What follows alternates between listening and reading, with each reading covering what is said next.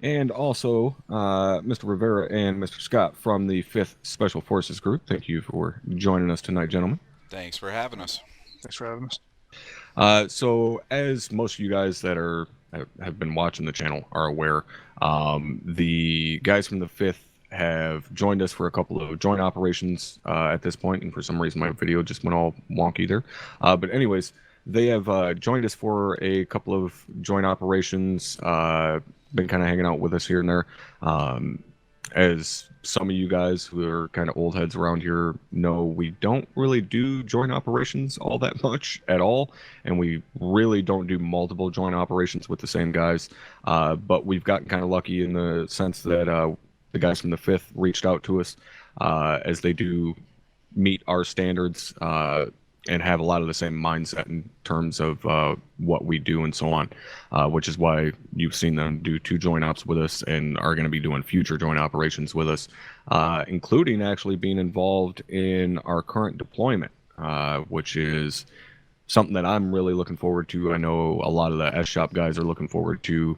A couple of the guys from the 5th actually joined in our S-Shop meeting this week, where we plan out everything for the deployment and so on. So I guess kind of the first thing we'll get into for the podcast tonight is, what is the 5th Special Forces Group in terms of a realism unit in ArmA? What do you guys do? What are you recruiting? What's your recruitment requirements? So on and so forth. You want to take that, Scott? Or Yeah, I guess I can take that top. So 5th Special Forces Group, obviously, we're we're basically a hardcore MILSIM group. We run ODAs, which is a 12-man team. Um, I'd say our membership right now, we've got probably about 25 members that are active. There's probably about 50 total if you include the reserves. But um, I'd say we play with hardcore settings. We're a first person, so I know 506 you guys use the third person. We stick to the first person though. We've been around probably most of us on the team started out with the 75th Ranger Regiment, and then we switched over to the 5th Special Forces Group probably about a year and a half ago to the 5th.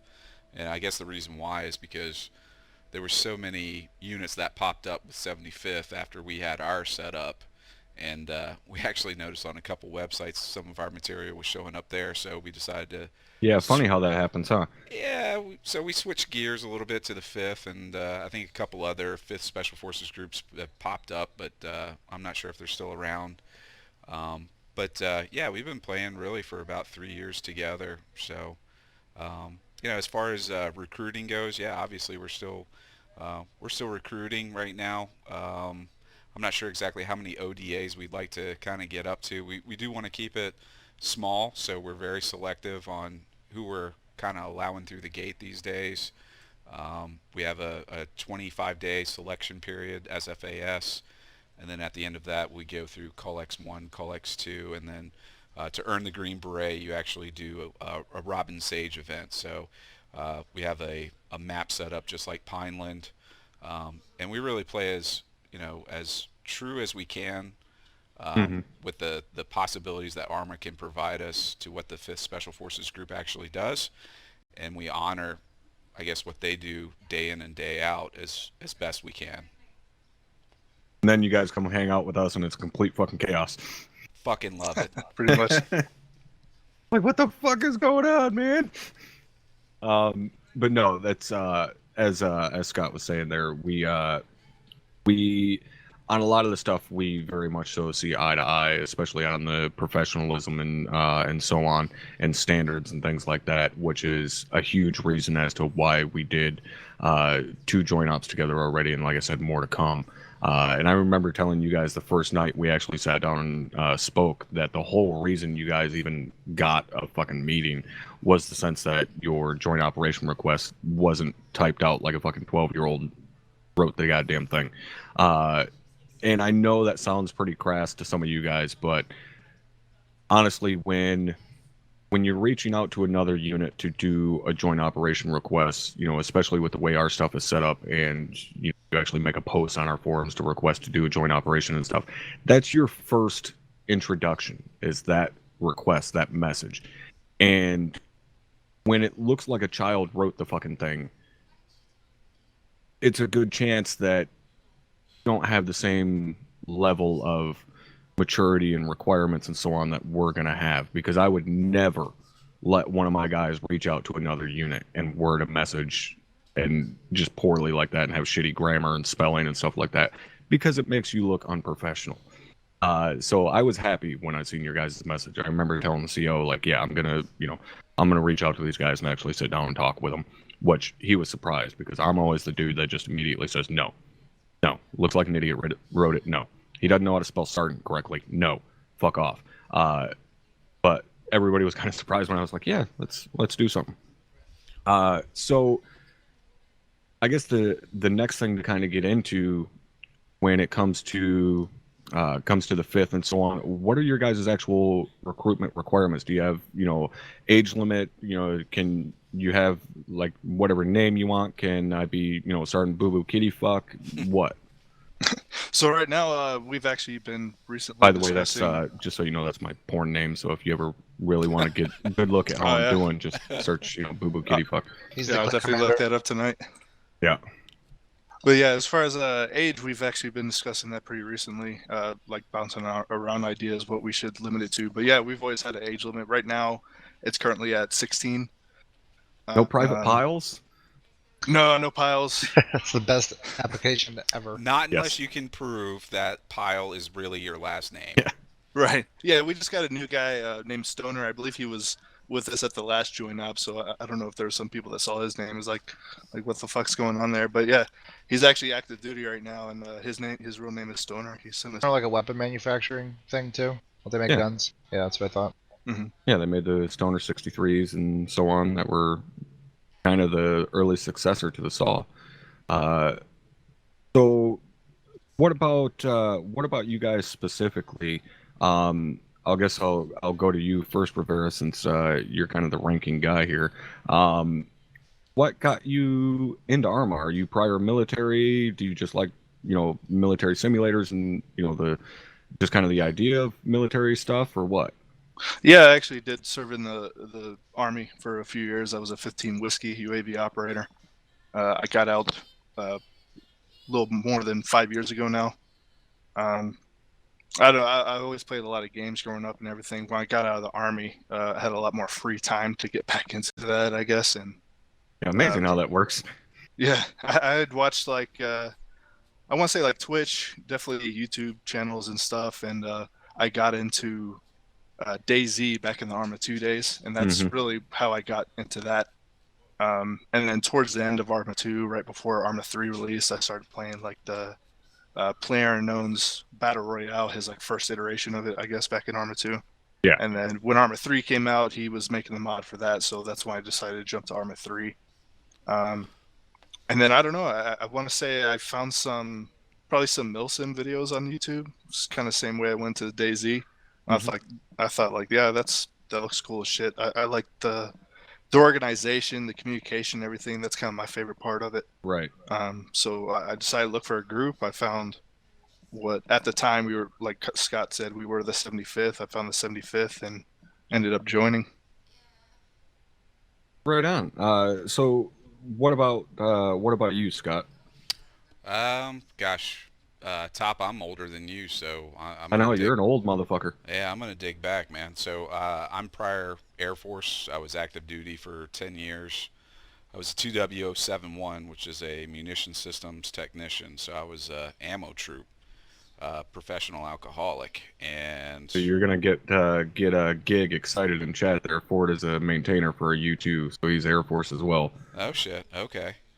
So, yeah, when I hear your JTAC calling out, asking whatever the A-10 is hauling, I'm like, oh shit, I know all that munition system. So, I get a bump in my trousers after hearing that shit. But right. Yeah, shit, man. I go back probably to late 90s, getting into PC gaming, and dude, I remember being in base housing and setting up like a LAN party in base housing, and having all the guys in my shop, fucking 8 of us sitting in a living room, playing shit. God only knows what then. It was like Unreal Tournament. Mm-hmm. Quake and probably Yeah. Doom maybe. Yeah, and then there was a game that came out, Operation Flashpoint, and I think that was really kind of the birth of ArmA way back in the Yeah. day. Yeah, 2001, man. Yeah, That was a great year.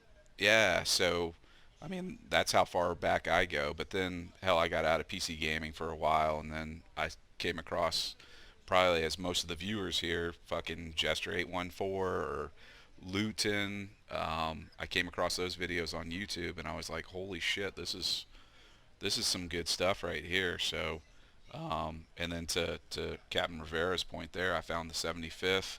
Um, it was a small unit, and they were just kind of building up their team after I think JSOC had kind of dissolved. So RCO was starting to build up the 75th. So I was fortunate enough to get in there and kind of learning the ropes. I didn't know shit about ArmA, and these guys pretty much taught me everything.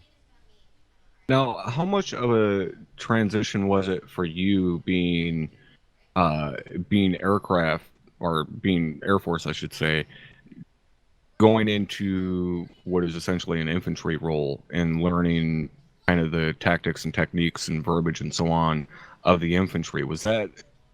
Did you feel it was automatically a little bit easier for you because you already had, military knowledge? So obviously the discipline and all that shit is easy for you, but like the terminology and shit like that, did that take a while for you to grasp, or was it, fairly quickly you were like, oh yeah, I understand this shit? I don't know. It's like different levels, I guess. So like as far as the discipline goes, obviously coming from the military, that's universal. So like radio communication, I was used to talking to air traffic control towers whenever I cross a runway with bombs. So, that kind of lingo is kind of universal, but when it Right, starts the getting whole call into and response type shit and so on. yeah, but when Captain Rivera starts talking about some specific shit that he learned in AIT, you bet my head is fucking spinning, and I'm asking a lot of questions. So, I mean, weapon systems and stuff, like, I know a few of them, but as far as like launchers go, besides the law, that's stuff I had to learn. Mm-hmm. Yeah, Yeah. a lot of that I was actually taught, like he said, in my AIT, we actually had like a foreign weapon or a foreign equipment identification course, but I had a lot of training, like real life training with that, especially communications. I did a lot of communication with, FAA, ATC.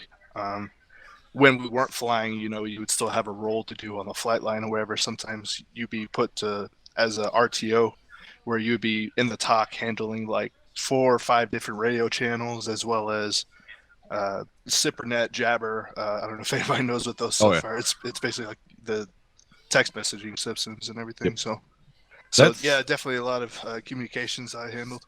That's honestly the thing I'm waiting for, is to see a unit that goes so hardcore they simulate a talk, and like going through all of that bullshit to get cleared with ordnance and calling a JAG officer and shit like that. Like, I want to see somebody go that hardcore, not because I want to take part in it. I just want to see somebody do it, just so everybody can be like, wow, this is boring as fuck. We're sitting here shooting at guys 1,000 meters away, and we're waiting 30 minutes for fucking an AWT to get up here and put a Hellfire on them.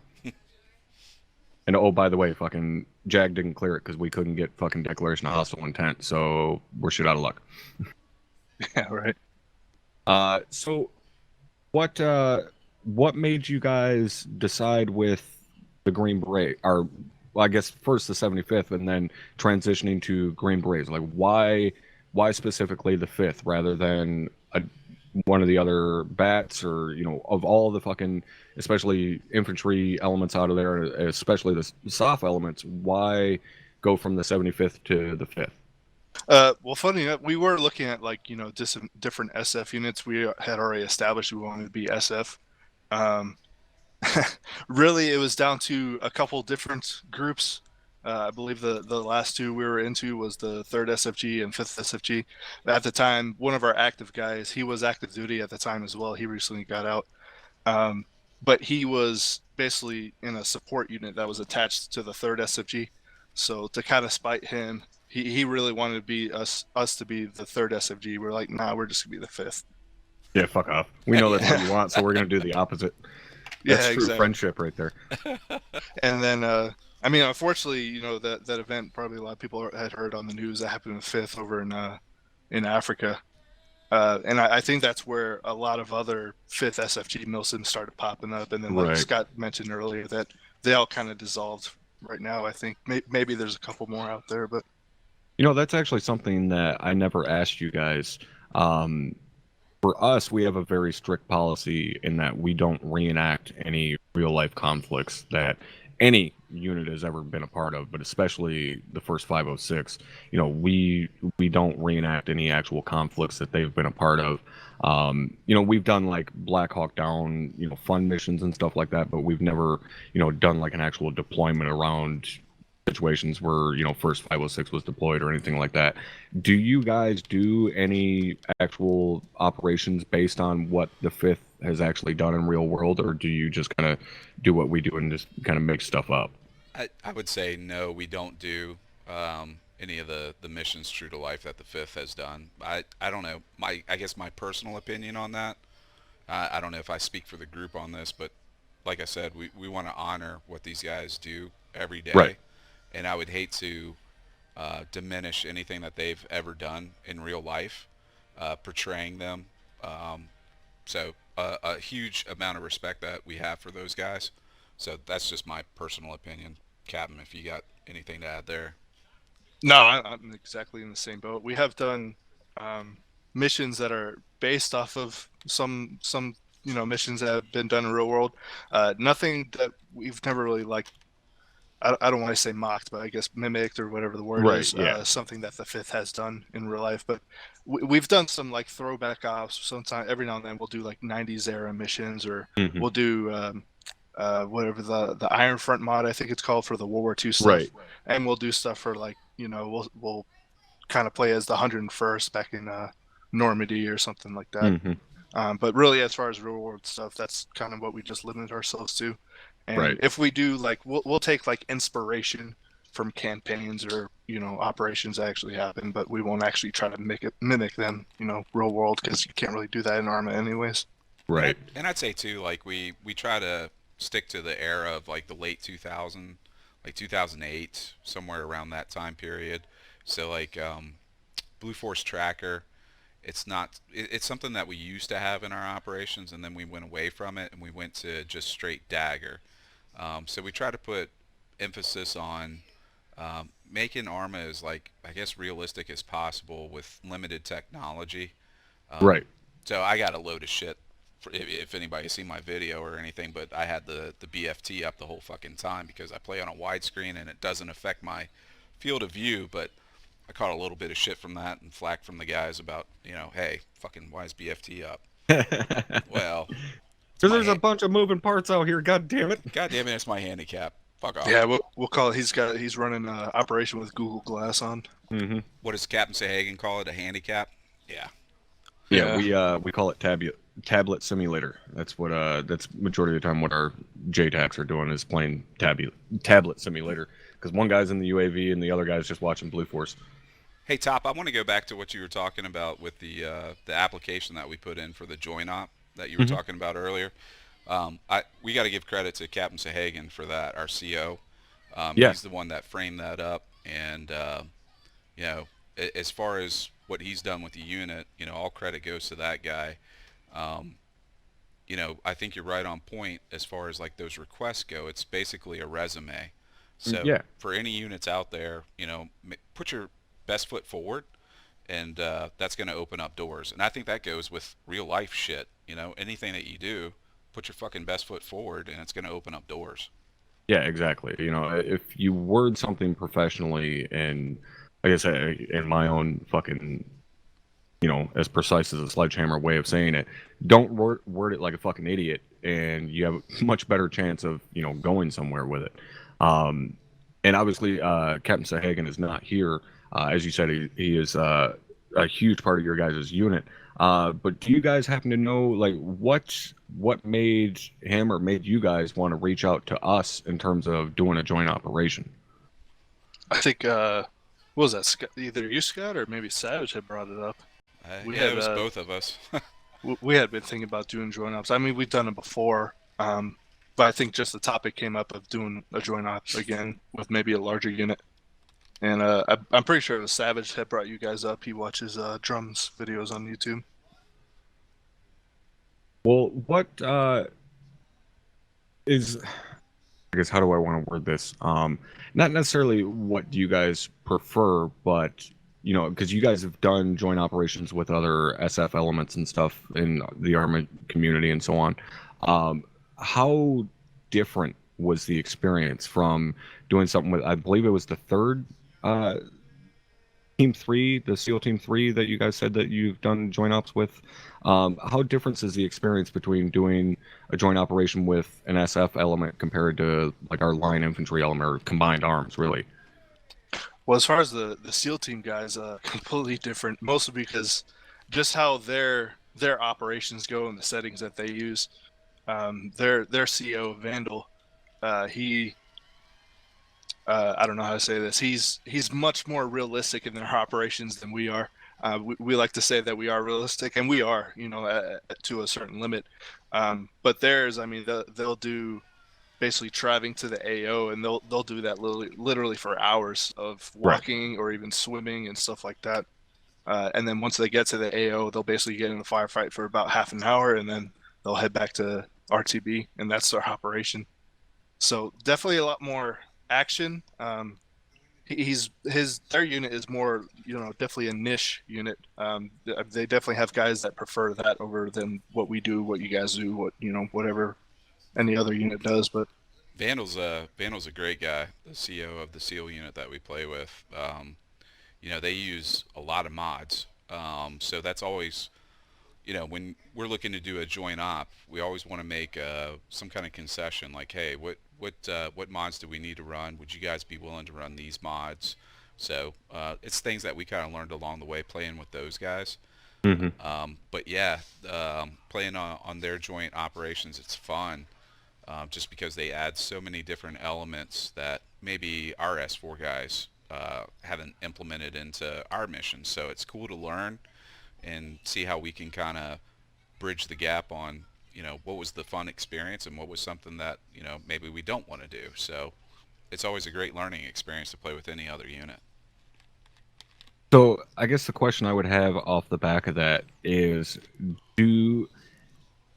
is it noticeable for you guys I guess kind of, what would the word be? I guess kind of concessions that have to be made at a large scale operation compared to something smaller scale, like 10, 15, 20 guys on it? Because, I've done a lot of both, obviously, with like our Wednesday squirrel stuff and stuff like that. But is it as noticeable for you guys, the differences in terms of like the amount of stuff that's there, the amount of AI, the amount of or lack of thereof objects and like set pieces and stuff like that in a large scale operation in terms are compared to a small scale operation, because you don't have the overhead on the server to be able to do all the really cool shit? Oh yeah, definitely. With our operation with the SEAL team group as well, it was mostly our two units kind of operating. I don't want to say separately. We were in the same AO. We were hitting different objectives within that same AO, and usually we did, I want to say 3 or 4, maybe more, different joint ops with them. But usually how it ended up was we both kind of collected intel at those objectives, and then end up bringing us to like, a main operating area for the enemy, and we both kind of ended up there and then attacked that location. But with you guys, definitely a lot more moving parts, and honestly, with our first joint op together, with you guys, that was probably the most thing that I was worried about. I was nervous about was, man, I don't know if I'm going to utilize these guys more, just because I'm not used to having all this support, all this basically airframes in the air. You guys have UAVs, definitely all the ground infantry you guys have. I'll tell you, we were kind of nervous too going into that first joint op with you guys. That we spend a lot of time on movement. Like a lot of our attention and training is on movement, and we were concerned that if we're element bounding, it's going to be holding up the whole task force.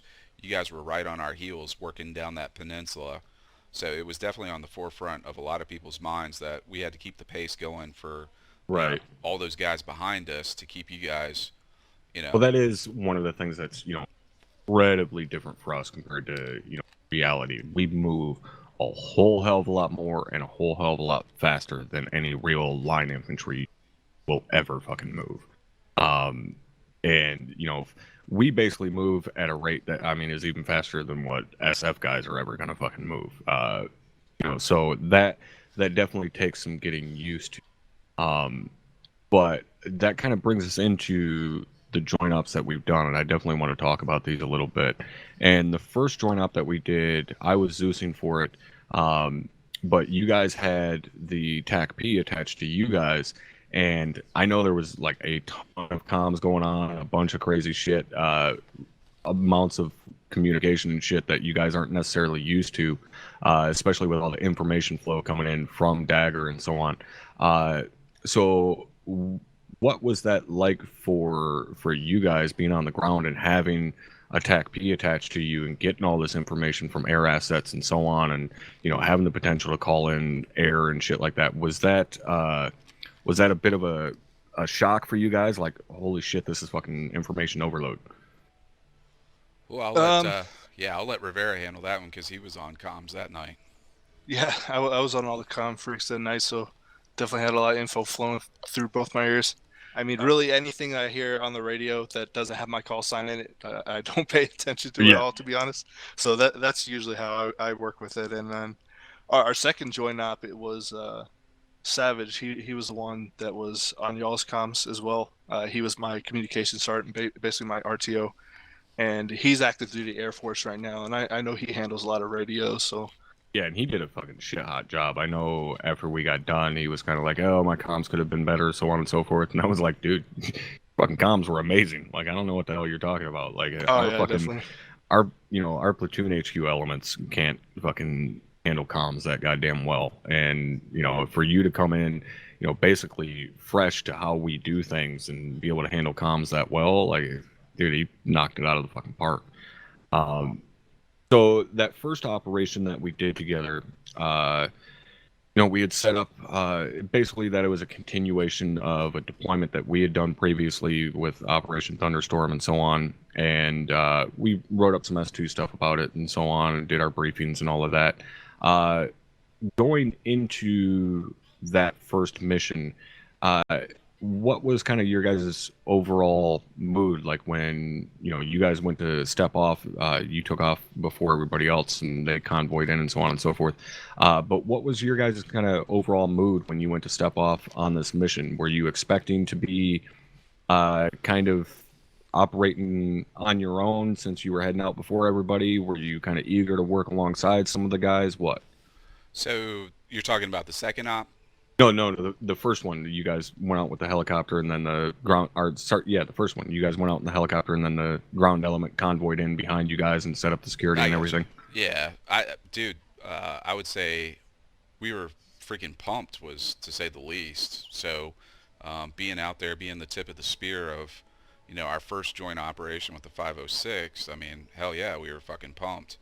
A little nervous about like, hey. Like I said earlier about how quickly can we move. We want to make sure that our pace, keeps up with the task force and not holding you guys up. But, having the JTAC with us was definitely, I want to say comforting, because we knew that, at our fingertips, we could bring in whatever the fuck we needed as far as, firepower to go up against whatever it was. So, I think, hindsight 2020, we always do that, and that's why we enjoy recording our operations and then going back through it, getting different perspectives of team members, and then we armchair quarterback that shit, and we talk about, not only in our debriefs at the end of each op, but then days later after everybody's kind of reviewed the footage, like, fuck man, did you see that part? Shit, we should have done that different. Here's where we got fucked. So we definitely do a lot of analysis of our operations through our videos. And also y'all's videos too with the joint ops. So we look at y'all's perspective to see like, man, did the 506 see that, if we fuck something up? Well, okay, all right, good. No, they didn't see that. Good, they didn't see it. Sweet. Yeah. Not talking about the HVT that got out of the handcuffs at the end or anything like Yeah. that. So, Oh, don't worry, that was caught on my end. As soon yeah, as I got done laughing, yeah. but yeah, I mean, Especially when somebody threw a or a flash in front of everyone. I tell you, we got a kick though, like watching some of y'all's videos. I forget whose it was, but you know, maybe y'all aren't used to seeing some of the stuff that SF uses for like demolition. So, you know, we were popping incendiaries on some of the vehicles and some of the static machine guns, and instead of using demo, I mean, it's a great way to fucking take them out without, you know, mass death in the whole area. So. Yeah. I think one of your guys was like, "Oh, what the fuck? Are they marking that shit with flares?" Like, no, we're burning shit up, man. Guys aren't used to seeing any type of incendiary shit for us. If we got to destroy something that's getting a fucking C4 charge on it, but that's something that is hopefully going to be changing soon. So you know, if we got to demo something, you know, it's like legit, you know, small demo charges. Or if we got to breach, we're gonna, you know, use an actual breaching charge, not a goddamn 4-pound C4 block. You know, it's gonna blow up half a city block. Now the second operation, especially, you know, well, at the start, you guys were up on that ridge line. You know, we went into that town in that bowl, and you guys were up on that ridge line providing a shit ton of reconnaissance for us, which was really goddamn nice. And then eventually, you guys ended up coming down from the ridge and actually shoring up our left flank, basically, and we finished pushing through the town altogether. And there was a point. Before it all went to complete chaos, where, you know, we were all basically working together. Guys were covering each other's angles. I wouldn't be surprised if fucking guys from our unit were fucking clearing buildings alongside guys from your unit. It was really cool to watch, and that's really what I wanted out of that mission, was to see our guys working, you know, side by side. And that was great to see there. And then especially at the end during the extract, when there was only, you know, a handful of us left on the ground, and, you know, we're side by side in skirmish lines firing our fucking rifles. Our guys are picking up your guys are picking up our guys, back and forth. Like, it was really cool for me to see everybody working like that, like I said, side by side. So what was your guys' thoughts after that second operation? Were you kind of as pumped afterwards as what most of us were, or what? I think I had mentioned it to you guys afterwards that my favorite op before that, right now, that's still my favorite op. That second joint op we did so far. My favorite op before that was another one. We kind of had a similar extract in that we all ended up dying. And for our campaign operations, if you die, then you're basically out for the night. So, I mean, the whole ODA ended up dying. We kind of failed the mission. Well, we completed the objective. We were basically just trying to extract and end up dying. But I think for me, it's just I like being under as much stress as possible, especially as the commander of the ODA. Like, everything kind of relies on me as far as our movement, where we go and shit like that. I guess, man. I feel like what's his name in Full Metal Jacket? You just gotta throw hand grenades the rest of my life, and I'm a good Animal guy. Mother. Yeah, there you go. Animal Mother. I feel like I'm kind of like him, I guess. That's just where I operate the best, is when bullets are flying over my head and my guys are dying. Yeah, that was probably my most favorite op that we have ever done. I think it took me about 12 hours to unwind after that. So, yeah, if anybody listening has never played ArmA, or if you're prior military and you want an adrenaline rush, anything that gets you close to whatever it is that you miss, fucking this is it, man. Yeah, it's the thing for me, especially, and again, obviously, I wasn't military. I was lucky enough to spend basically 2 years of my life with some of the greatest guys the military's ever known. But the biggest thing for me, especially with our unit being the size that it is, and, you know, the amount of people and stuff, is that level of camaraderie and brotherhood that is fucking, I'm not gonna say simulated here, because it is real. You know, when guys around here fucking need help, they get the fucking help that they need. You know, one of the best examples that I can give right now is my buddy Dunn, who worked on my PSD while I was in country. One of the greatest guys I've ever known. I legitimately owe my life to that guy. When he was down on his luck after the government shut down bullshit for a while there. He worked security for one of the government buildings in DC. And I reached out to the guys in the unit to help him out because he got a hold of me and was basically saying, hey, you know, do you still have any contacts in company? Can you, get me a contract going somewhere, so on and so forth?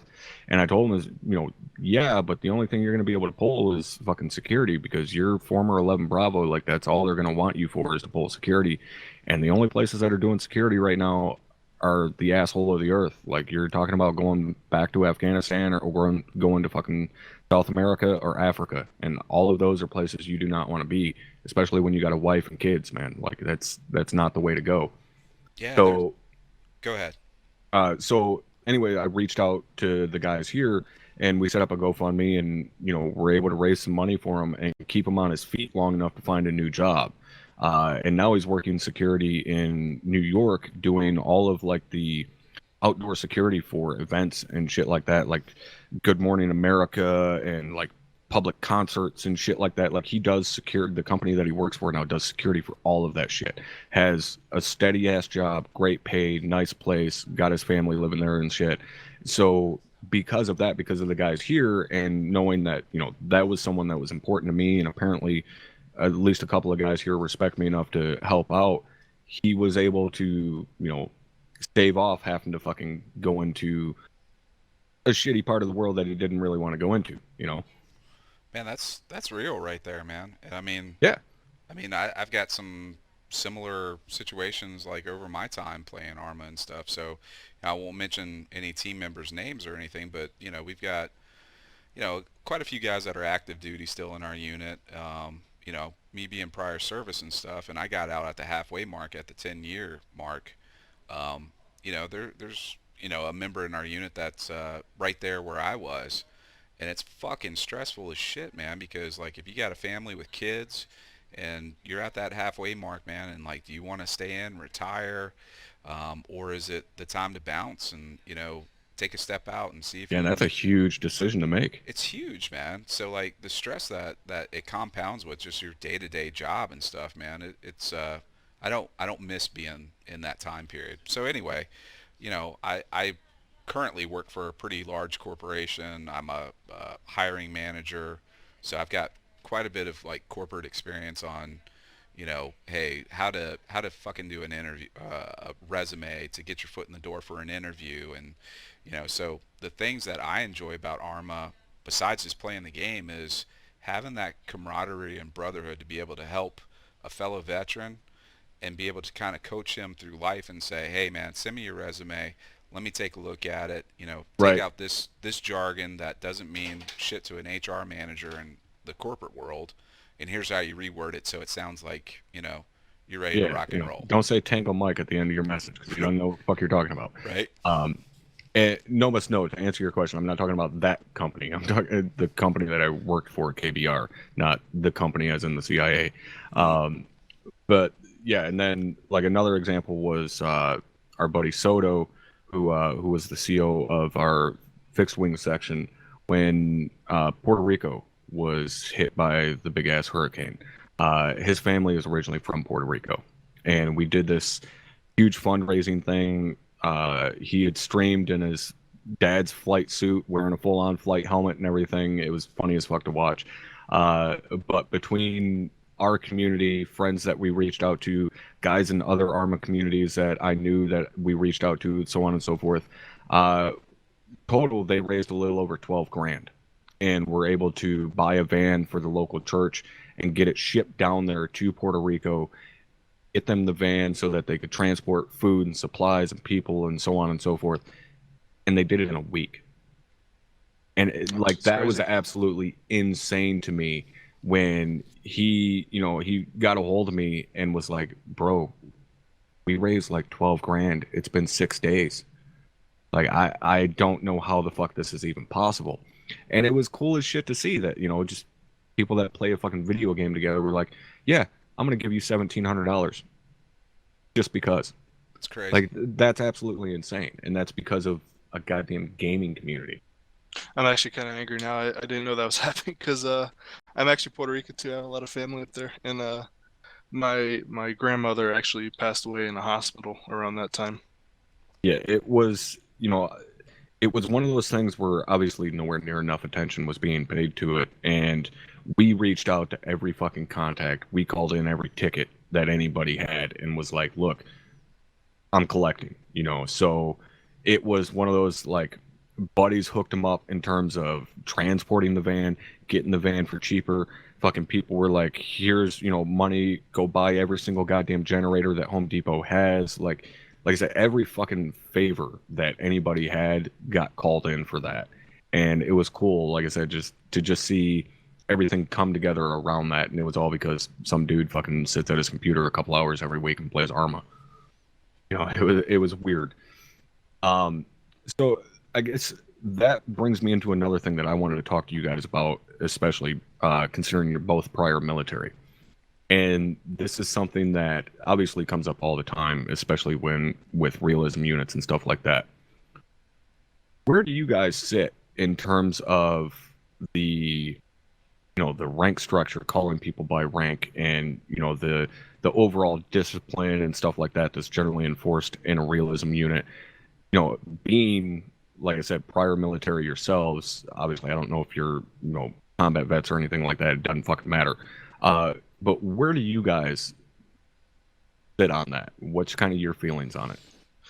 I would say a part of the reason that we decided to go SF was because in SF they're not really expected to perform as much DNC as big army and everything. And that's how we kind of ran too when we were still the Ranger unit. So we don't really require anybody to like call me captain or sir or anything like that, or any of the other ranks.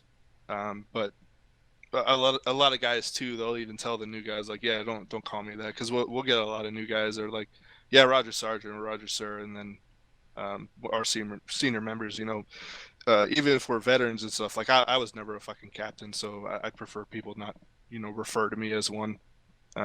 So like out of game, I would say in our Discord, that's like our main social area. Right. We're very laxed. We're just more friendly social atmosphere. But in game, we're a lot more strict. Exactly. With the professionalism and everything.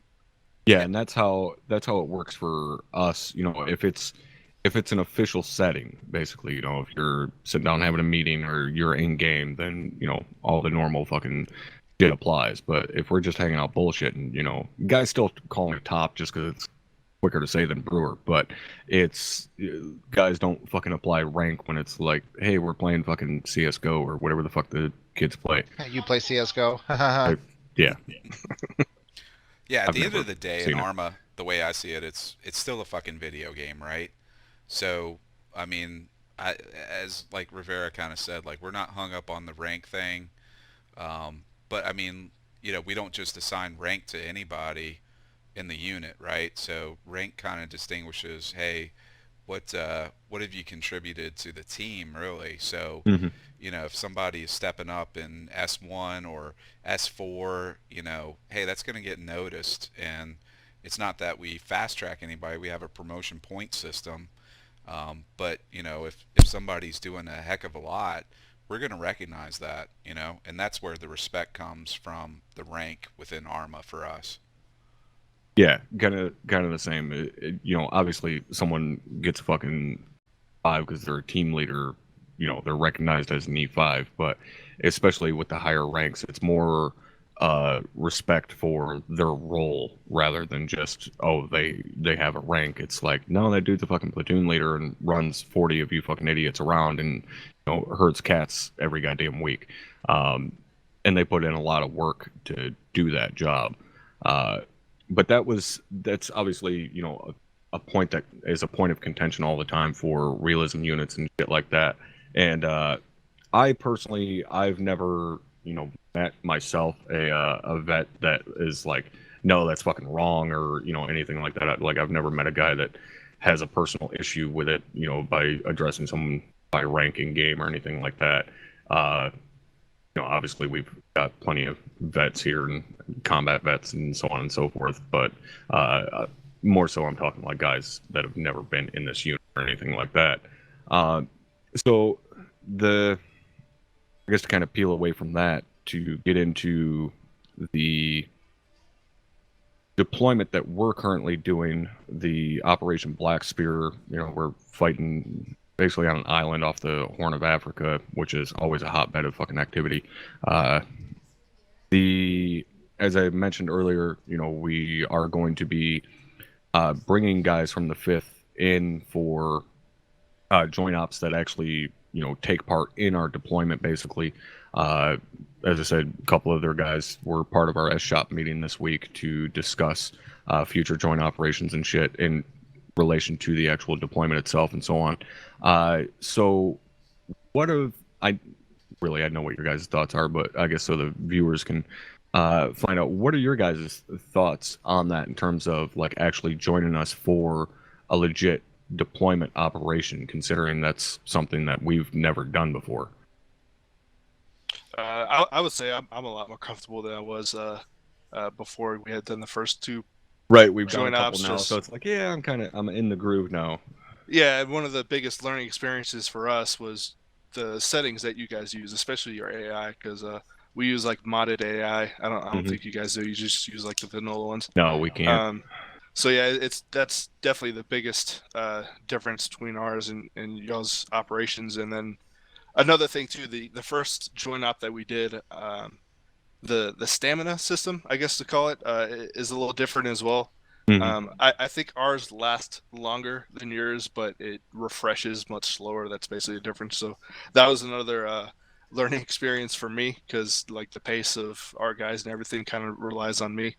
And I remember the first join up when everybody was gearing up. What's like your guys' general like walk around weight? Because I remember somebody being surprised that I was at like fucking 38 kilos or something like that, like 85 pounds. 75 right, yeah. and under. 75 Yeah, pounds. we usually max it at 70, Right. depending on the needs of the mission. If we're going to be Right. like one team's mostly going to be an Overwatch role, they're not going to be doing a lot of fire and movement, then they could be heavier. Right. And for those of you guys listening, if that sounds weird to you, like, wait a minute, they're special forces, aren't they supposed to be the badasses? That's why they're the badasses, because they're light. They've got, lighter armor. They're not carrying a bunch of extra shit, basically. Obviously, we carry more stuff in game than what you would in reality in terms of like smoke grenades and bandages and shit like that. But, light infantry, like the joke is real, light infantry is anything but light. Normal weight for most light infantry guys is going to be anywhere from 80 to 100 pounds worth of gear that they're carrying on them pretty much at all times. Now, when you get in a gunfight, that's different. Your fucking ruck gets thrown on the ground, whatever, somebody, keeps track of it, and, you do what you need to do. But that's normal walk around weight for a light infantry guy is going to be, anywhere from like 250 to 300 pounds, depending upon obviously his size. So for you guys to be carrying, 75 pounds or less worth of gear, that's completely normal. Yeah, that's something we have to keep in mind in our operations as well. Actually, last night when we did an operation, we had a new guy that just joined. He ended up basically hitting a unmanned troop transport. All the guys had already came out. We already engaged them and killed all of them. He ended up engaging it with AT4. So we had to mention that in the debrief that that was kind of a waste, because we're limited definitely on the amount of equipment that we could hold with us. Yes. How many we have yesterday, Scott? Was it 8 guys? Yeah, it was 8 guys. Yeah, so after that, thank God we didn't get engaged by another techie or a piece of armor or something, and we ended up not having that AT4. So yeah, we've got that's to always be something we have to bring up. We've got to be really mindful on like what we use. So we're also, say like on the second op that we did with you guys, the joint operation on when we were on the hillside in that bowl. We knew that we wanted to implement our mortar system, and it's probably a little bit different than what you guys use. But we wanted to kind of implement that and kind of showcase it in that joint op because it was a perfect opportunity. But there's no way that we could have done reconnaissance and then knowing that you guys might have called us down into the town to pull security or help out down in the town itself. So that's why we had to take the VIX with us. So our VIX are really our immediate resupply points. So we use the M-Razors quite a bit, and we kind of had to protect those as we push down into the town. So Right, and we do the same thing with our gun trucks. You know, we always have a shit ton of gear and ammunition and stuff stuffed in the backs of those things. Yeah, so the Vics are really important just for both units, obviously. So Yeah, the in terms of like you guys, you know, being able to carry the mortar system and stuff like that, like you said, you know, there just wasn't room to have everything. You know, like they say, ounces equal pounds, and they absolutely do, especially for you guys, where you know, if you get engaged, there isn't a whole platoon there to fucking back you up. You know, you ain't got 30 other guys to count on to be able to maneuver on that enemy. Like you've got 6 dudes maybe. You don't have air to call in. Like you guys got to be able to fucking move when it comes time to move. For us, we can always be like, yeah, we're gonna hunker down and call in the fucking A10 on it. You guys don't have that luxury, so I definitely understand that. Like you guys gotta be able to be quick when it's necessary. And like I said, ounces equal pounds. Now I guess kind of the next thing I would want to get into here is doing joint operations together in terms of the deployment. SF elements and line infantry do work together. It's not an uncommon thing or anything like that. But it's kind of the role of what we would be doing in the deployment is a little bit more heavy-handed than what normally the infantry element would be doing. Because again, the action is always going to be pumped up, in our missions, because you got 60 fucking dudes in there. You don't want guys getting bored. But how do you guys feel in terms of that increased action level? Like I know you guys always just said a little bit ago that second joint op is the one of your guys' favorite missions now. But is that something that you can see yourself doing regularly? Obviously, we're not going to be doing joint ops every weekend, but is that something you could see yourself doing regularly, or it's like, dude, I need a fucking break because goddamn, that shit's stressful. I'll speak and say that shit. I like the stress level. I like that level of ArmA play. Maybe not on the routine, but yeah, I was gonna say you're older than me, dude. Your beard's gonna be gonna be gray quick as fuck because mine's already there. Well, yeah, but I also work for that large corporation that puts it on my head too. So, but yeah, I wouldn't say like every weekend, and that's great that we don't do it every weekend. I like to have a little bit of some showbiz pizzazz where it's like it's a special thing for us to be able to do joint operations with you guys. And if we did it every freaking weekend, then yeah, there wouldn't be anything special about it. Exactly. So then it becomes routine. So I like kind of how we have this set up where every now and then we're going to do it and not every weekend. And then we can focus on, training and things like that we want to do on weekends. But, once a month or something, hey, it's outstanding. Yeah, and that actually reminds me that somebody had asked me about it. I think in Discord or maybe in a stream chat. I think it was Discord. Somebody had asked me if I had recorded the training that I did with you guys the other night, which I did not. As I told you guys when we started that training, I don't ever record or stream when I do training with other units, just out of respect for them. But a couple of you guys got to basically go through the urban combat school that I teach here at the 506, and it definitely seemed like everybody enjoyed it, had a decent time, maybe not super exciting time, but appreciated the information that was given. What do you guys think about having like that detail oriented of a training in a setting like this? Go ahead. Yeah, well, I'd say as far as our training, it's pretty similar. When we do like CQC or mount training for us, I've taught it a few times. I'm definitely not as smooth as you were when you did it. Mostly because I just don't have documents that I can just kind of stare at and read through and make sure I cover everything. Oh shit, that makes me feel good. Well, and he's also given the same spiel like a million times. Yeah, that's what now. I'm saying. The fact that I've Yeah. seen it so many times that you think it's off of documentation makes it nice because I don't have any documentation. Wow. Yeah, I feel like that's how I am with our OSUT right now. Yeah, I just exactly. kind of Same fucking way. flow straight through it.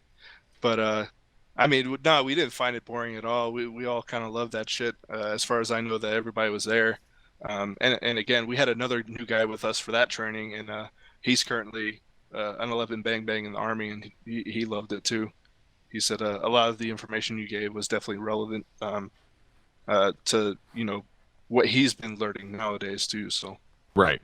I think we're all really pretty much sponges. So I mean, like, it doesn't matter, if we disagree with the training, we're gonna listen to it and we're gonna take something from it anytime. So, Motherfucker, you better not disagree with my training. I worked hard on that shit. hell no, we I'm didn't just disagree fucking with it. But Um, what I'm saying is, like, we're gonna sit in and we're gonna take something from it. And there was a lot of information, which is why I recorded it and also reposted it in y'all's Discord when that one Oh, yeah, individual it asked was- for it. yeah. So, yeah, we were definitely excited to get that from you. Yeah, and that's one of those. And to tell you the truth, I guess kind of the reason it would sound like anything that I teach is from documentation is because of the repetition. I've just done it so many times, especially with OSUT. Like OSUT, we do have documentation for I forget how many pages it is. It's like 50 or 80 or some fucking pages that I did for OSUT. But I don't work off the document anymore because I've been doing it for fucking 3.5 years and say the same speech hundreds of times over 3.5 years. You kind of commit it to memory. But that was one of the things that I always kind of relate to guys when they're talking about wanting to get into the role of being an instructor, whether it's, rolling with me in OSUT or being a recruit instructor or whatever, or even just doing squad trainings and just training guys, is being an instructor technically is easy. It's easy to read something off of a page to a fucking screen. Being a good instructor is incredibly difficult, and they're rare as fuck because it's hard to find someone that can take what is on that document, relate it to you in such a way that it keeps you engaged and it informs you and teaches you the actual material. And to be able to do that for 2 to 3 hours plus and not have people tune out and fucking fall asleep, that's a difficult thing to do. That's why a lot of the times, like if you guys are watching trainings that I'm running or, classes that I'm running or whatever, that's why you hear me crack jokes and shit like that. Because when guys laugh, I know they're fucking paying attention. And it's not purely to be like, hey, I'm the lighthearted guy, I'm here to have fun and so on and so forth. It's more of like, did he chuckle? All right, then he's actually paying attention to what the fuck I'm saying. Is he still staring off in the sky? He's probably dead. It's little shit like that you kind of learn after a long time doing it, whether somebody teaches it to you or you do like I did and just kind of pick it up over time. That's what can make an instructor really good, is when they can keep you not necessarily captivated, but keep you interested in what the fuck they're saying. And it's difficult to find people that are capable of doing that, especially right off the bat. It's pretty much fucking non-existent to get somebody that can do it right off the bat. What I would like is to one of these days go to somebody else's fucking training, like go to somebody else's classes. Obviously I can't join another unit, but to go to another training scenario like an OSUT or like a UCS and go see how other guys do it and see if there's anything I can pick up from that instructor, or see if they're like fucking wee-woo who I gotta tell them it's not cadres, it's a cadre. There's only one cadre. It's the entirety of your instructors. It's not multiple because there's more than one instructor. I swear he's the retarded little brother I never wanted, but still. So let me ask you this: like, do you ever come across in your training where you've got a candidate that you're trying to teach, like how to read a map or something, and they just don't get it? Do you invest the time into that individual, Yes. or are you going to quickly move on because you are a large unit, you have the pool of candidates that you can just quickly replace? Simple answer is yes. I don't think anybody's ever, aside from being a fucktard, I don't think anybody's ever like failed OSUT, right? No. Right. It's one of those things. OSUT's pretty goddamn impossible to fail. About the only way you're going to fail OSUT is not necessarily being ignorant to the content. That can be taught. Some people it takes longer than others. Right. What is more so going to be a problem is if you got an attitude and you want to try and fucking big chest with me, it's not going to work out for you. So I've had, a couple of situations of that happening where I fucking bounced somebody out of the unit because they wanted to get a fucking attitude with me. But if somebody's slower on something, depending upon the situation, sometimes I just have to move on and I have to take that person aside, one-on-one and make sure they're really grasping it. Most of the time, that's not the case. Most of the time, guys are able to pick stuff up where I don't have to take them on one-on-one, or they're not so far behind everyone else that it can't be made up for in squad trainings and one-on-ones with their team leaders and squad leaders and so on and so forth. But at the end of the day, yeah, if there's someone that's really struggling and they need extra time on something, then it's my job to make sure that they get that extra time and get up to speed, or at least close enough to my standards that, someone else can do the follow-on training and get them where they need to be. Because at the end of the day, if you don't know this stuff, you're not going to have as much fun because you don't know the stuff, and you're not going to be able to do what everybody else is doing, and everybody's going to be pissed off because you can't do what they're doing. And if our ultimate goal is to have fun, then it's my responsibility to put them in the best position they can be in to have fun. So how do you? Here I am. I'm turning into the interviewer here. So how do you Believe me, it's fun. How do you stay motivated? I'll tell you, our attrition rate.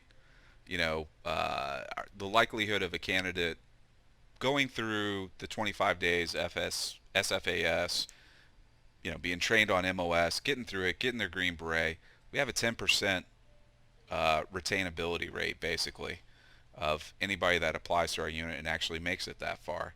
How do you stay motivated to continue to provide that level of training day in and day out? And if your attrition rate is anything close to ours, how do you do that? Well, our washout rate isn't as high. Our washout rate's roughly 50%. The majority of that is between recruit training and OSUT. Yeah.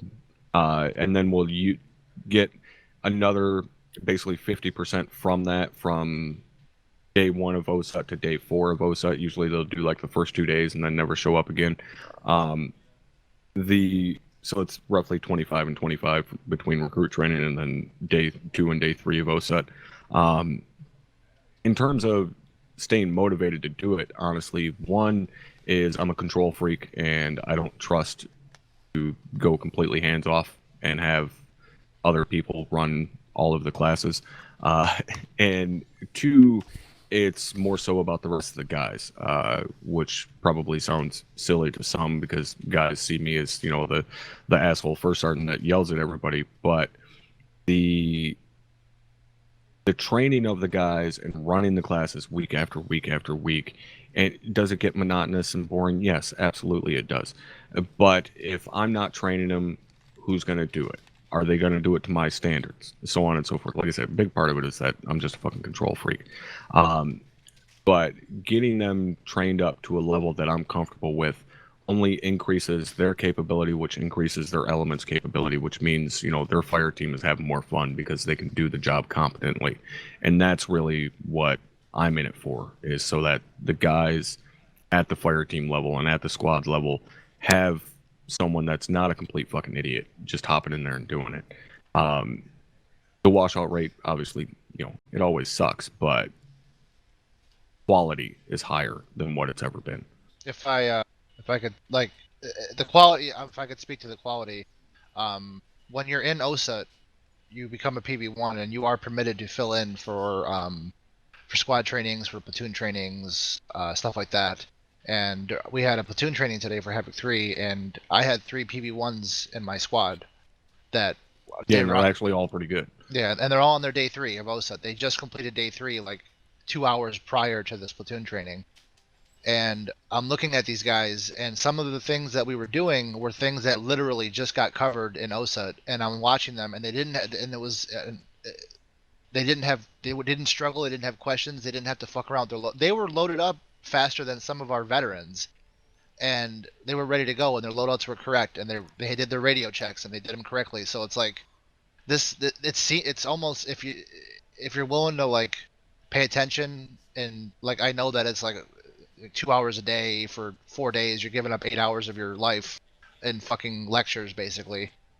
But if you're willing to just sit through it and take the information in, once you apply it, it's beautiful because you just fit right in. Yeah, it's always nice when we get guys that are like that have the right mentality, that take it upon themselves to better themselves. I know Murph is hanging out here in chat, who Murph's been a member of my community in terms of my channel for a long time now, and he finally joined the unit after I twisted his arm 5 ways from fucking Sunday.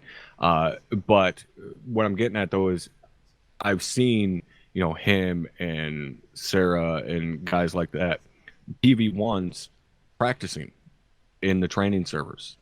I get a fucking message from Murph in the morning like, hey, the fucking training server is not up. Could you, see what's going on? Yeah, absolutely. I'll fucking log on to the box and put it up for you guys. They're taking the time themselves to not only, get familiar with the game, but practice the stuff that I've been teaching them. And that's always really nice to see. So I think every now and then you get those golden classes in OSIT, where it's like, man, these guys are like clicking together. It's a good group of guys. Mm-hmm. And I mean, those are the ones that you really have a whole lot of hope in that, they're going to continue with it and stuff. So, yeah. I think we have a good group like that right now. This week we got a good amount of guys, and they've been doing really well from what I've seen. I probably shouldn't say that just because I don't want them to see this and then Don't give him a big head. complacent I know, and right? shit. I just gave Murph a gigantic fucking head. Now he's gonna shit the bed tomorrow for day 4. Yeah, he is. He's gonna fail the test. Yeah, he's gonna fail the fucking oral quiz like a motherfucker. There is a But flip yeah. side. There is a flip side to that coin. Like basically, you get people from the 506th is pretty inclusive in the sense that like Brewer said, it doesn't matter. There's people that have joined the unit that like they watched our videos on YouTube or Twitch or whatever, and they've never fucking played a game like a PC game before, and they bought they go a out PC and buy a PC to play with us. just to play ArmA, and they have no clue what they're doing.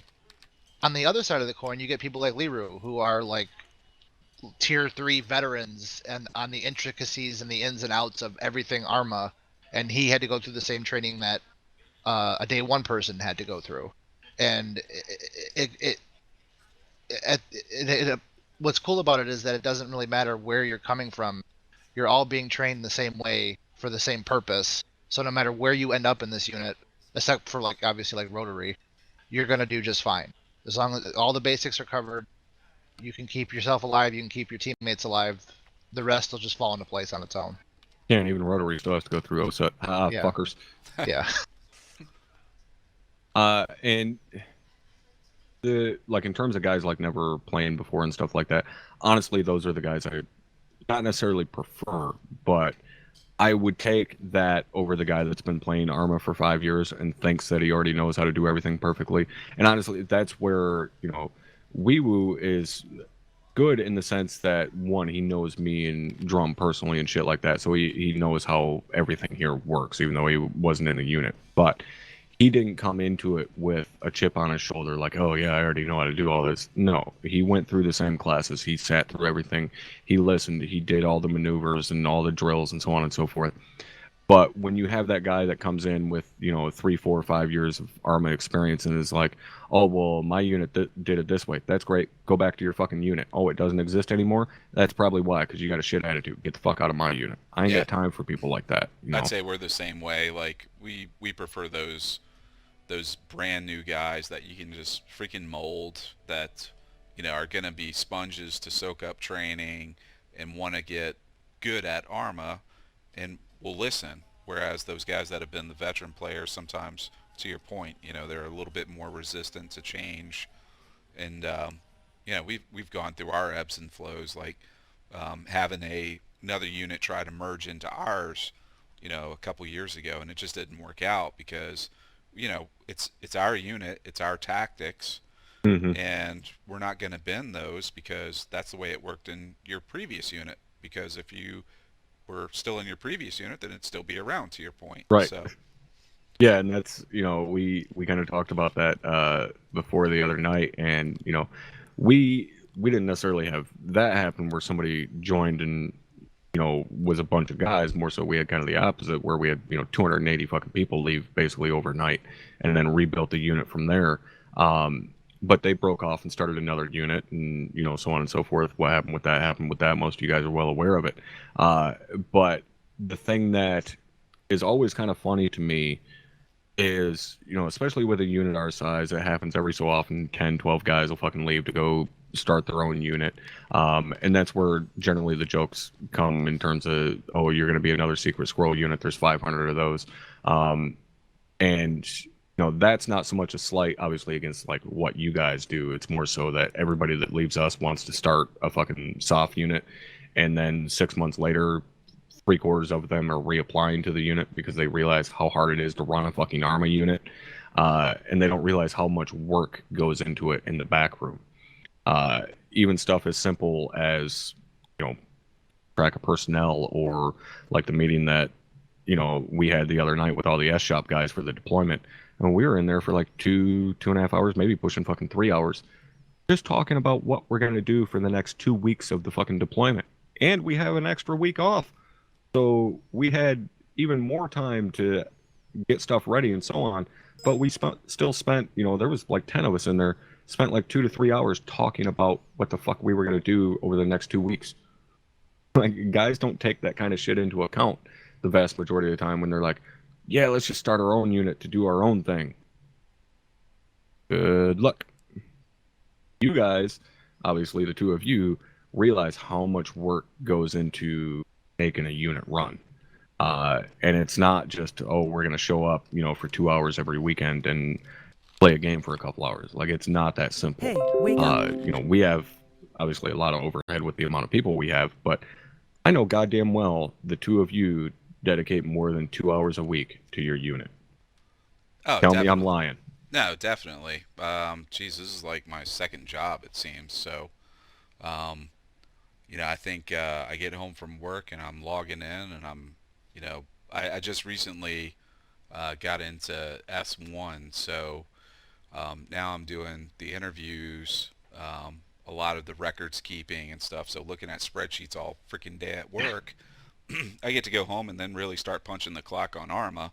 So yeah, we definitely put in quite a bit of hours during the week with our unit.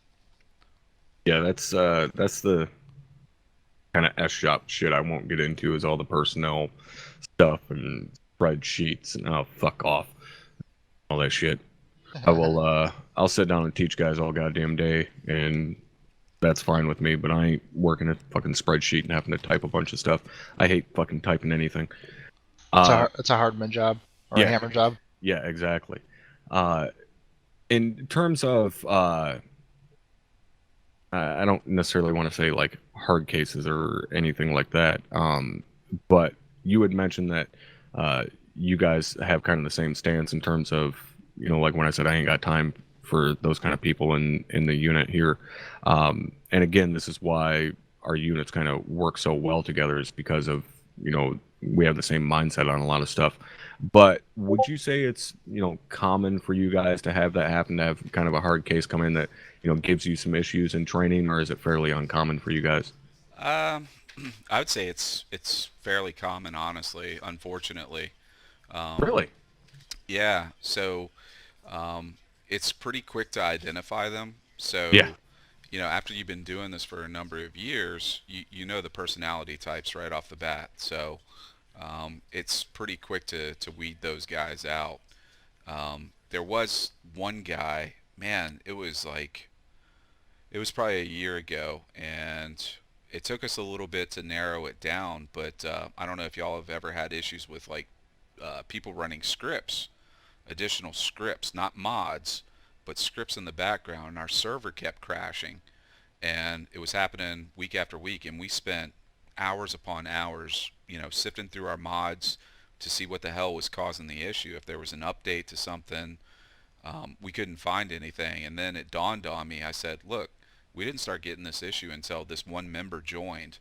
So then what I did was I would have an individual member I went through the roster and had them join the server, and it was at a point that we popped smoke every time that it would crash the server. So I'd have them pop smoke, nothing, bring the next guy in, and just troubleshooting it that way. And then the guy that I suspected, brought him in. I said, pop smoke, crash the server, pulled him into TeamSpeak channel. I said, dude, you're running a script. I know that you are. You know, you're crashing our servers, because something that eluded it earlier was that he was calling out contacts that nobody else was fucking seeing. Right, he shouldn't be able to see. Right, so it was like, hey, that's an indicator right there. So sure as shit, you know, he was like, oh man, jump in TeamViewer, come check my files out. I was like, dude, I'm not even gonna waste my time. You got that shit hidden somewhere on your hard drive. I said, let's just call it parts right now. You know, this isn't gonna work out, so, you know, here's the door, man. Right. Yeah, unfortunately, he ended up ruining a couple of our campaign ops as well, because like Scott said, people were even either dropping off the server, or the server just crashed completely at one of the ops. And one of the ops that we ran with him, I mean, we saw some fishy stuff happening, but we just, you know, chalked it up to ArmA being funny like it always does. Right. And yeah, after we found out that he was running the scripts and everything, it was clear to us. I have recordings of him too, of pretty good proof that, I don't know, somehow he made himself invincible. I watched him basically take a full cannon from a T-72 straight to his face, and Jesus. he was still alive. Like Scott had said, he was also running wall hacks. We don't know what else he was doing, but yeah, I don't understand like why there's people that will join milsims just to do that, because you're losing pretty much everything that point. milsimming is about. Yeah. Yeah, And, we haven't had that issue arise. I'm pretty sure if we would, there would be a hardman hunting somebody down like a wild fucking dingo. Yeah, he'd be on And that's actually in part of our indoctrination in terms of the recruit training, that it talks about, you know, that we don't allow anybody to run any type of scripts or cheats or anything like that. And it flat out states, you know, if you're doing that, you're missing the point of joining a realism unit. Yeah, we haven't had that. We've had, you know, a couple trolls and stuff like that, obviously. The ones that have surprised me, honestly, are the guys that actually get through OSUT and then start pulling stupid shit and stuff like that, because it's like, dude, if you've got that much time to dedicate, you know, 8 hours roughly, well, really 9 to 10 hours counting recruit training, just to get into a unit to try and pull some silly shit and then immediately get banned, like, homie, you don't need like a hobby. Like, you need Jesus, because you got some serious shit fucked up with you if you got that much time. Like, find a woman or something, all right? Because this ain't the way to do it. But like you were saying, in terms of the guys that will have like an attitude, yeah, they are pretty quick to spot. We don't have too much of a problem with it. I usually give the guys a pretty good speech on day one, and I guess they kind of get a feel for me fairly quickly, and I do that on purpose. I actually, I had a friend of mine in the unit ask me fairly recently why on day one, like first time I'm talking to the guys, that I'm not necessarily hard on them or anything like that, but, you know, I tell them I don't sugarcoat shit. I'm not going to coddle fuck you, so on and so forth. Like, I give them a pretty stern speech, and I told them because I don't want to waste anybody's time. That's, you know, that's like the cardinal sin for me in this situation, is to waste somebody's time, and not necessarily the guys that are already in the unit. I'm not so much worried about wasting their time, because if they get past me in training, the guys in the unit, their time isn't going to be wasted. It's more so the guy that's coming into the training. I don't want to waste his time. And if he can deal with the way I speak to him, the way I make critiques, and so on, and how, you know, kind of rash I can be, then they're going to be fine in the unit. They can deal with me. They can deal with anybody in the fucking unit. If they don't like that, if they don't like the way I talk and so on, then they can just quit, you know, and not show up, and that's fine. That's perfectly fine. I have no problem with that. But I don't want them, I'm not going to sugarcoat everything and be super nice to them and so on and so forth in training, and then they get into a fucking task force debrief and the CO fucking rips everybody apart, and he's already 2 months into the unit and is like, well, fuck, man, this isn't what I want. I'm not doing this shit anymore. And now he's wasted 2 months of his fucking life being in the unit, and it's all down the drain. A big reason we came up in our training pipeline, that 25-day SFest period when they first joined, is a lot of that as well, because we were honestly getting pretty tired, spending a lot of our time training new guys that join. We ended up having, I think before, it was maybe 5 or 6 hours of training before they were even authorized to join an op with us. And then you get those guys that do the training and they're like, well, fuck this unit, like I don't really like how they do things here, and then they just never show up again or leave or whatever. Mhm. And we were just getting really tired of that. And also with the attitude thing, that's the main thing we kind of assess them in that period, is basically their attitude. Right. Because we don't like wasting our time with guys that we know are just going to be assholes to us or other members, or if they're going to make us look bad to new members, or even joint ops that we do. I do like the entertaining assholes though. So, the guys that are just like really angry, I like those guys. We had a guy before he went off to. Is that why you like me so much? Pretty much, man. Yeah. All right. That And explains it. I particularly like when drum goes off the handle. So, but anyway, no, we had a guy that actually went off to Special Forces SFAS selection, and in real life, we called him Angry Dick, and I miss that guy so much. Miss him. He owned that name too. Fuck yeah. He wanted everybody to call him that. That's the thing that's kind of funny is, guys that know me personally, and obviously, we've hung out and bullshit quite a bit. And, I'm not always that fucking angry, pissed off first sergeant that's yelling at everybody. That's kind of the, the role that I embody. Don't get me wrong. I'm much like that in reality. A lot of people say I have an anger problem, but it's not a problem. I know how to handle it just fine. I release it. But anyways, the getting pissed off and yelling and screaming and stuff like that, whatever that is, what it is, it annoys the shit out of me that oftentimes the chat is like, ooh, I can't wait for this debrief. Like, fuck off. It's not you that I'm yelling at. If it was you that I'm yelling at, it'd be a different situation. You wouldn't be all excited for it, which is why vast majority of the time I don't, stream the, me yelling at people for debriefs and shit, because I'm not going to give all you bastards the satisfaction of hearing somebody else get yelled at. Anyways, what I'm getting at here, long short, is it's always surprising to me when someone says, oh, well, they're scared of you, or I'm scared of you. And I personally have never understood that. Maybe that's kind of just my not give a fuck attitude. There's a difference between fear and respect. I've always had respect for guys senior to me in the unit, even back, when the unit was big. Sergeant Major DeLeo, I had huge respect for that guy. I didn't really know him. I just had huge respect for him because of his position in the unit.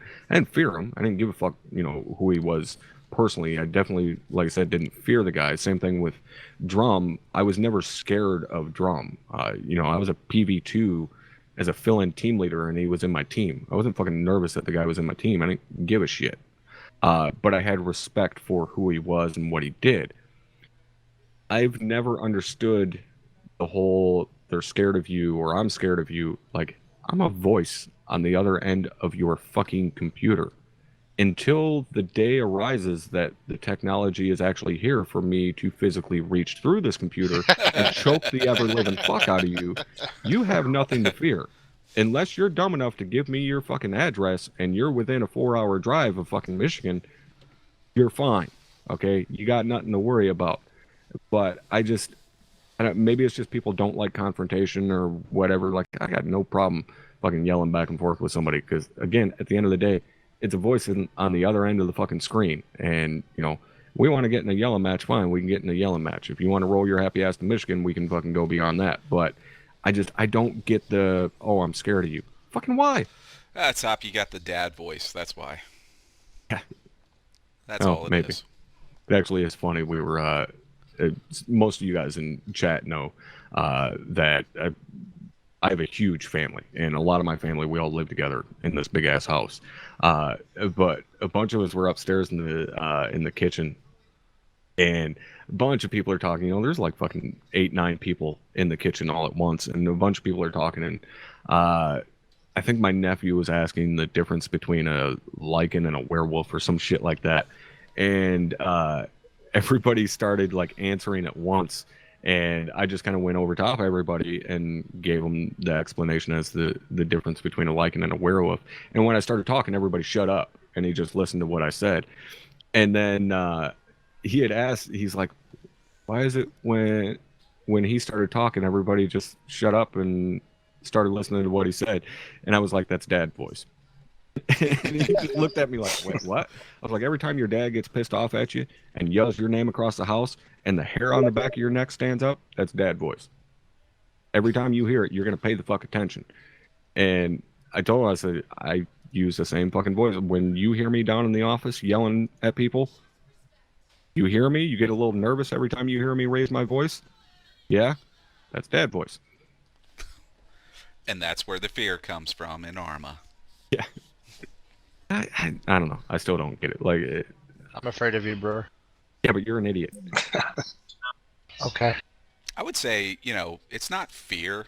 Like, I don't know. It's more of Maybe just intimidation, or no. I wouldn't even call it intimidation. Let's call it. Hey, I think I've seen enough videos of the 506 to know. Hey, this guy knows his shit.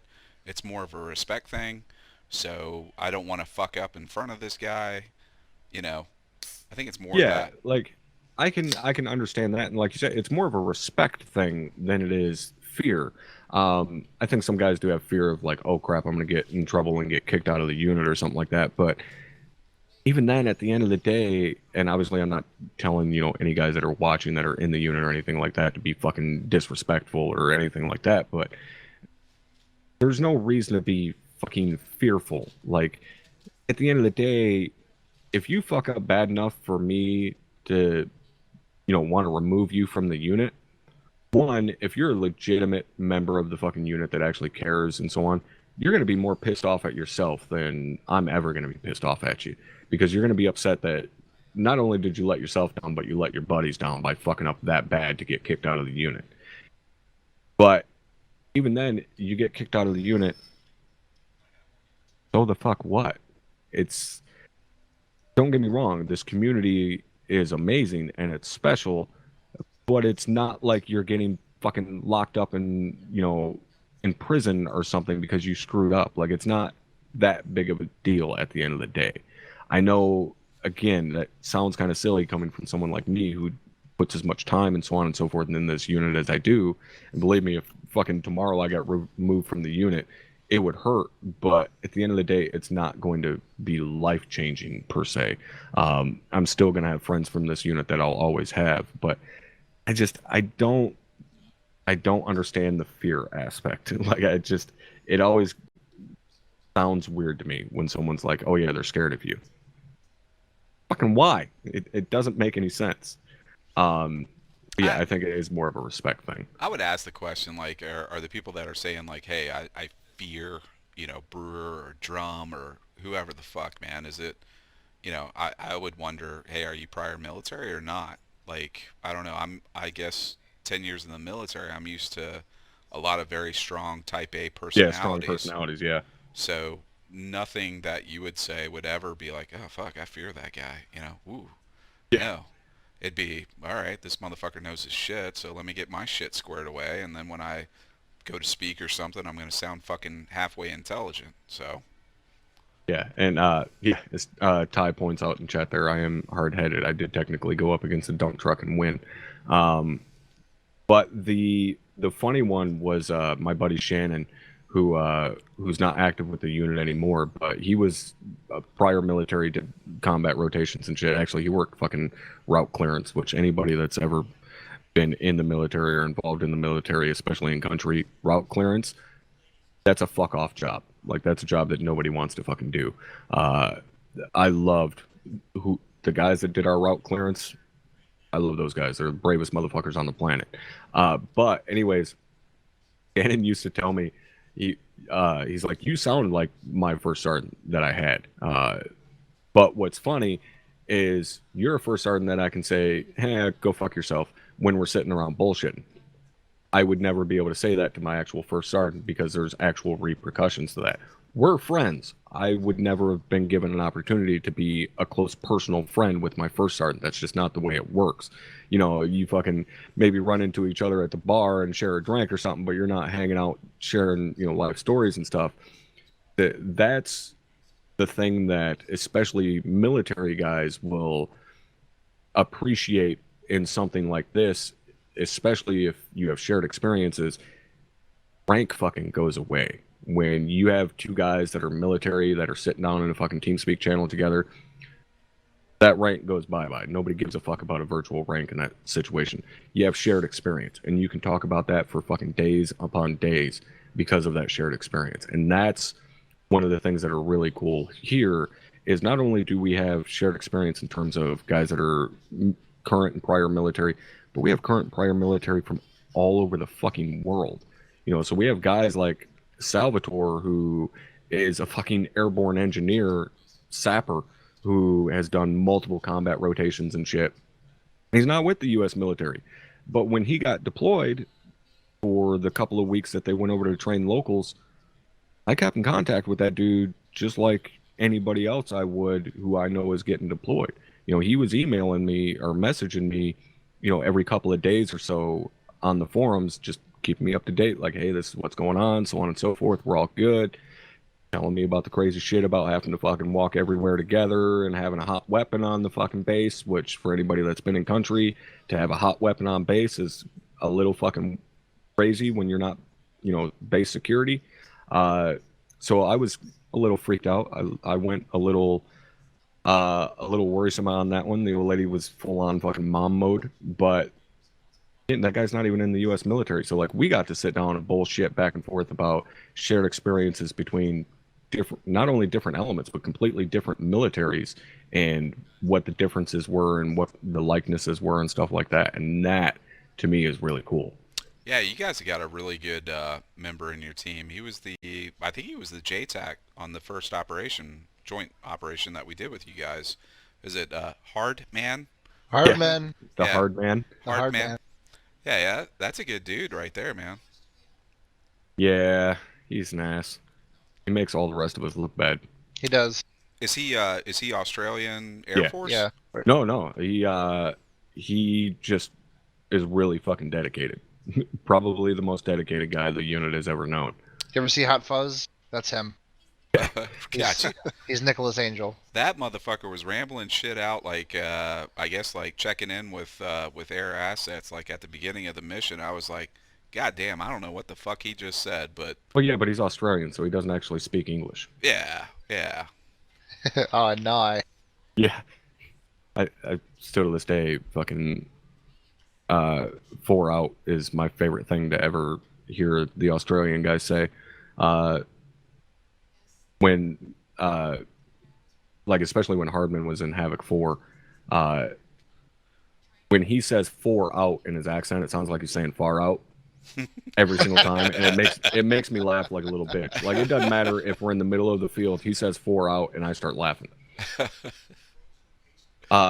So kind of getting towards the end here, we'll wrap it up here shortly, but the last thing I wanted to talk to you guys about in terms of ArmA and units and so on and so forth, what are you guys kind of is there anything you guys are kind of looking forward to, like anything that's kind of on the horizon, whether it be like mods that you want to test or like new deployment ideas? And obviously I don't want you guys to give away any secrets or anything like that. Is there anything that you guys are looking forward to, you know, whether it be, like you said, you guys have a good fucking class coming through OSUT right now, like what's on the horizon for the 5th? Well, we just, I don't want to say we ended a transition phase. We're still kind of in a transition phase right now, but we do have a campaign in the works. I try to stay away from that because, you know, I lead the ground guys, so I don't want to know any of the extra intel and shit that they're going to put together for that. But I know we do have a campaign coming up in the works. As far as mods, I don't know. We haven't really. We got a bunch of stuff on our plate right now. As far as mods, really, it's just looking at getting rid of stuff. maybe adding a couple things. We did use a Mark 46 for a while because that's the SF version of the M249. Yeah. So we did have that for a while. We ended up getting rid of it. But we're looking at bringing that back maybe. I mean, really just kind of small changes that we're going to implement hopefully soon, and then get back in the flow of things with the campaign. Yeah, I'd say with I don't know, the things I'm excited about is, obviously playing with you guys in the 506, you have a pretty large audience base. So, Whoa, if you want to play with me, you better buy me dinner first. well, I'll tickle the pickle for a couple views. But no, what I'm getting at is, we're getting some exposure here, right? So I'm excited to see not just one ODA on the field, multiple ODAs, and how do we incorporate a larger group into a special forces online gameplay where typically we're doing small units, 12 guys in an ODA. If we get 3 ODAs out there, how do we now change gears and make it a little bit more dynamic in the campaigns? So that's what I'm excited about. As far as mods go, I don't see too much on the horizon that we need to add. I think taking away some mods, I think might be on the horizon. Trim some fat. Yeah, we're actually doing the same thing. And I did have somebody ask in chat for any of your guys' channels in terms of YouTube and stuff. I know a couple of your guys record. I don't think anybody live streams, do they? Right? It's just recordings. Yeah, we have some members that come in, newer members. I'm not sure who they all are, but yeah, they do ask if they could stream and stuff. So I know people do. I can't really think off the top of my head who those guys are.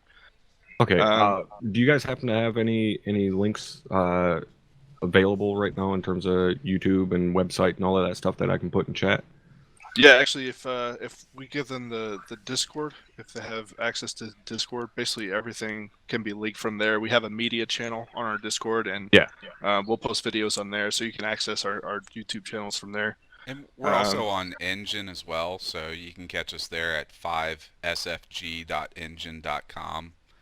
And then on YouTube, if you just do a search for 5th Special Forces Group ArmA 3, you'll come up with our team's YouTube channel, and there's quite a bit of material on there. Yeah, I'm trying to see if I can... where the hell?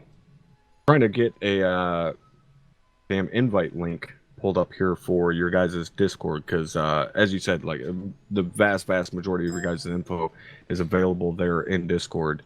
There we go. Yeah, I just gave you one. That was the wrong button. Actually, let me double check. That's a permanent one. I don't know if it's a temporary.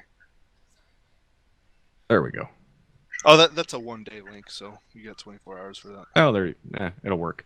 Oh, Loster got it as well. So there's a link to the Discord, guys.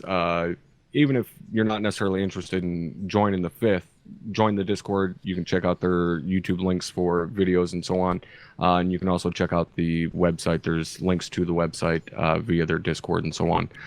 So check the guys out. Show them some love. Go sub to the channels and so on. And I expect you guys to show them the same fucking respect that you would show me. I don't shit talk unless you plan on fucking showing a video of you doing it better.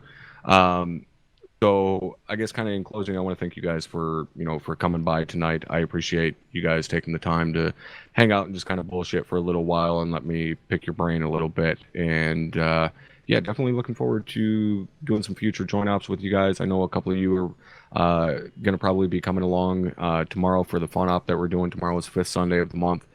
So we're going to be doing a joint op, and it's going to be mechanized and heavy armor assets. So we're going to have Bradleys and Abrams and shit out there.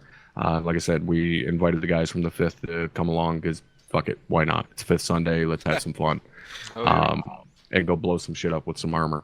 And then, like I said, we got joint ops coming up for the deployment as well. So yeah, thank you guys for coming to hang out tonight. I definitely appreciate it, and look forward to getting a chance to work with you guys some more in the future. We appreciate it. Yeah, definitely. All right, guys. Well, that's going to wrap it up for the podcast tonight. Thank you guys for hanging out. Trooper, thank you for that 10-month resub. Sorry I missed that, brother. And we'll be back at it tomorrow afternoon. We got day 4 of OSUT tomorrow at 1300, and then 5th Sunday operation at 2000, where I'm going to be doing something. I don't know. I haven't fucking decided yet if I'm going to be gunning on a Bradley or in a tank or what the fuck I'm doing. But yeah, thanks for hanging out tonight, guys, and I will see all of you later.